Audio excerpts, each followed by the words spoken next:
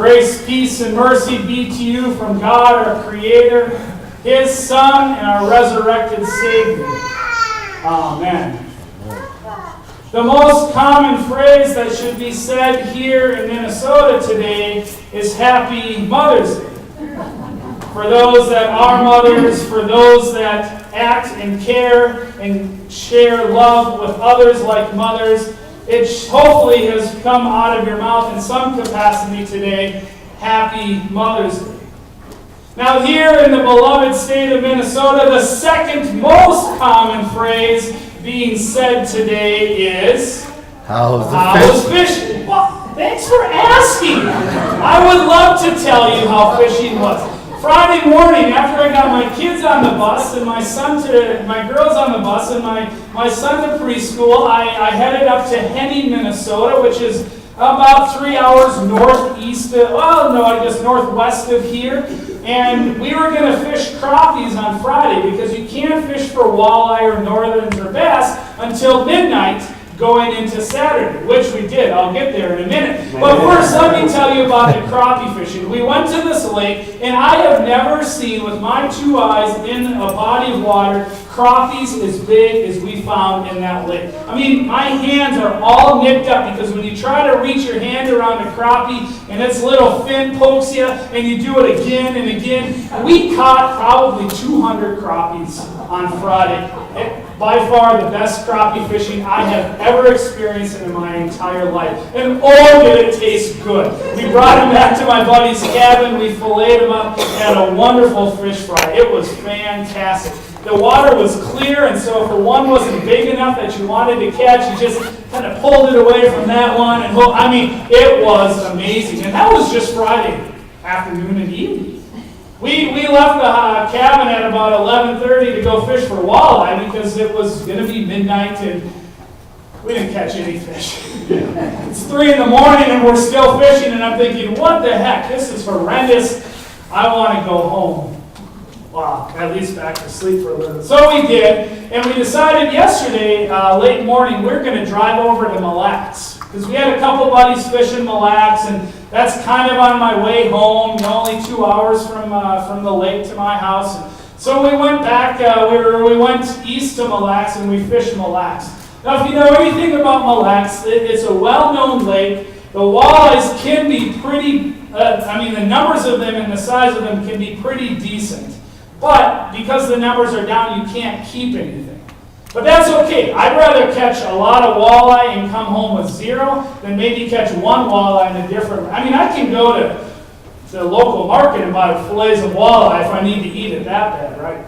So we're going to fish Mille Lacs. I'm so glad you asked me how fishing was. Thank you. So we're going to fish Mille Lacs, and I knew I had the opportunity to work in the morning, so my goal was to be off the lake and kind of heading home by 9 o'clock. I'd be home by 11:30, get a good night's rest. And my buddy and I were like, well, we had caught a few fish, a couple really nice walleye. It was fantastic. We caught a few fish and we're like, well, let's try one more spot before we go. A little shallower and just see what we can find. This is about 8:30. So we're fishing in this new spot. And right away, we both, we call them doubles. When both he and I set our hook into a fish, I mean, it was a double right out of the gates. It gets me a little giddy, like I'm a little school-age boy again. And I tell you what, the next hour and a half was some of the best fishing I have ever had. There was one point where I cast my lure out. I had a little leech on a hook. 10 casts in a row where either I lost the leech or I caught it. I mean, it was just like, oh, there's another one. Oh, there's another one. Oh, there. I mean, it was amazing. And we left a lot later, like 11:30 instead of 9. And I'm exhausted. But the fishing was amazing. I mean, some of the best. Big, hearty, healthy fish. It was great. It was really, it was successful. I had a successful fishing weekend, and I'm really glad you asked. It's an interesting question to ask, right? Like, you want to dig in a little bit of what's going on, and ultimately, you want to know, were you successful? How was golf? I mean, ultimately, ultimately what I'm asking you is, hey, were you successful on the golf course? Did you hit the ball straight? Did you putt pretty well? Was your score where it should be? I mean, none of us are good, otherwise we wouldn't be here. You'd be playing in a tournament this weekend. But, were you successful on the golf course? How was work today? Ultimately, I'm asking, were you successful in accomplishing the things you needed to do today at work? Our kids come off the bus from school and they come in the door. What do we say to them? School. What school is it? Were you successful in being a student these last 8 hours that we set you free to the world? Were you successful as a student? Were you successful as a classmate, as a schoolmate? Were you successful? I mean, when we ask these how questions, we ultimately are saying, are you successful in what you're doing? And it's no different when we say, how's your church doing? Ultimately, we're asking, how successful is your church?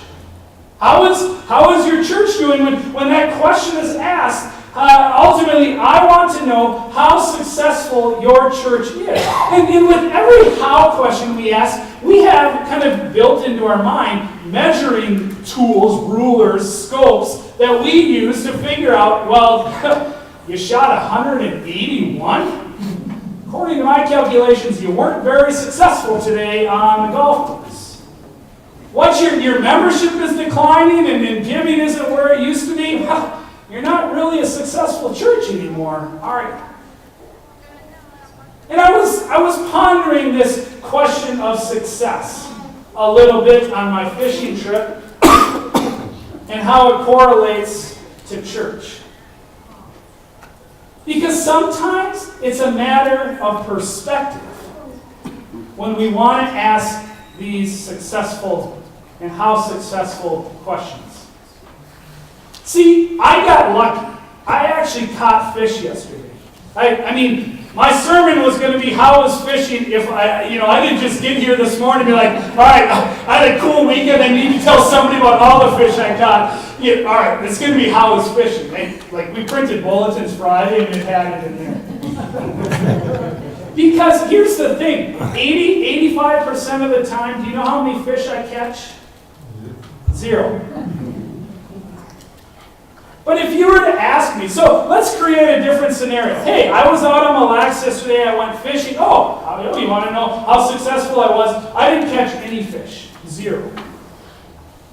But it was amazing. Because I got to watch the loons dance all over the water. And I got to spend time, one-on-one time, with one of my best buddies in a life-giving relationship. I got to watch the beautiful lake reflect the clouds that were up above. I got to watch the mallard ducks swim through, wondering where their nest was and how close the ducklings were to come and join their family. I got to be alone and have some John time doing something that I love. I got to watch this beautiful sunset as the sky, I couldn't see the west, but I could look across the lake to the east and the purples and the blues and the reds that were reflecting. It was absolutely amazing. So how was fishing? Well, I didn't catch any fish, but it was fantastic. So sometimes it's about a matter of perspective. How was golf today? I mean, none of you are good, right? Because if you were good, you wouldn't be here today because it's the weekend and you'd be playing a tournament somewhere. And so perspective has to set in. Otherwise, you all would have sold your golf clubs. Right? Mm-hmm. But how was it to be outside exercising? And how was it to be in relationship with other people? How did it feel to be able to move your body in a way that allowed your club to swing freely? How did it feel that one putt you had? I mean, you missed 31 of them, but how about that one putt that you drained? How awesome did that feel? See, if we only worried about our score, and our score is the only measuring stick of success, or we only measure on the number of fish that we catch, that becomes a success on the number of fish, sometimes our perspective isn't helpful.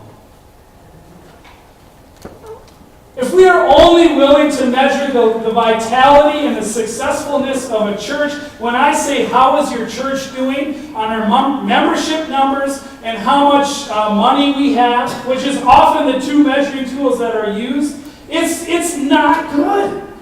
It's not helpful. And so, if you're going to force me into a box to say, how successful are you as a church, and I can only tell you about membership and money, as if those are the only things that matter, well, memberships, we're about stable. I mean, we're okay. We finished the year in the black. We're doing okay. I wouldn't say we're growing. I wouldn't say we're great. It's a matter of perspective. Because when somebody says, how is your church doing, John?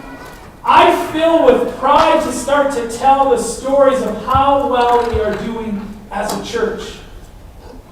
That I have the privilege to stand shoulder to shoulder with you and watch you continue to give yourselves generally as we reach out to our community to figure out how we can be alive in this community and shoulder to shoulder with our brothers and sisters here. I can celebrate with you as a congregation the fundraiser we did last weekend for our partnerships in Tanzania. To know that people showed up and gave of their financial resources so that our brothers and sisters in Tanzania, whom the majority of you will never meet, I mean, I'll come and show you pictures of them when I get back, or the 10 students you're paying for to go to school so they have an opportunity to learn. How is our church doing? It's doing really, really, really well. It is alive and it is thriving.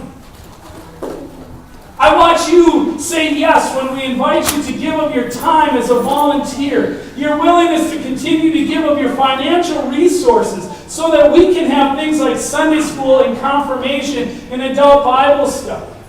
So that we can provide space for faith formation to continue to blossom and so that more can come to understand the transformative power of Jesus Christ. How is our church doing? How successful are you? We're quite successful.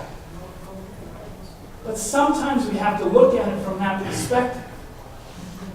And sometimes we have to be willing to tell the story from that place. I've only been with you for 15 months. I'm sure it feels much longer than that, I know. But I continue to stand in awe of your understanding of what it means to be the Church of Jesus Christ, and your understanding of what it means to give of yourself, not for our own glory, not for our own excitement, but because we know that church exists outside of these walls. Because we know as disciples of Christ, we are called to care for places outside of this place. You all get it. But those stories don't get told if when somebody says to you, how's your church doing? And we say things like, we can't get the young adults to come back to church. And I don't get it. I brought my kids to Sunday school every single Sunday. And now that they're adults, they won't bring their kids to church. Well, we can't figure out, our membership is dying and we're all old and we don't have enough money to do anything. When you measure from that perspective, it's not the most life-giving story to tell. I think sometimes we have to take a seat of perspective and ask, what is God up to here? And what measuring tools can we use to tell that story? And that's my challenge for you this week. What is it about this body of Christ, about this community, about the vitality and energy that we are experiencing here, that when somebody asks, hey, how's your church doing? Or tell me a little bit about your church. What are some of those things that you can tell? And see, I know that we're Scandinavian and we're Minnesotan and we don't like to brag, but this is stuff to brag about. This is stuff to tell people about, to be proud of the work that God is doing, because it's not you or me and how good we are. It's what God is doing through us for the sake of God's world. Allowing us to get outside of ourselves and to celebrate those places where we can connect. To celebrate those stories that we can tell. I was fishing. It's great. I didn't catch any fish. It was the best day I've had in a long time. How's your church meeting? Man, it's amazing. We're in our community. We're asking how else can we be a place of growth and standing shoulder to shoulder with partners. It's amazing. There's great stuff going on. Thanks for making this place a great place. Thanks for making this place a place that reflects Christ's love in so many ways. It's because of your generosity and your time and your energy, and most important, your commitment to know that God has done, is doing, and will continue to do great things through us. Because this is a great place to be. Amen. Amen. Amen.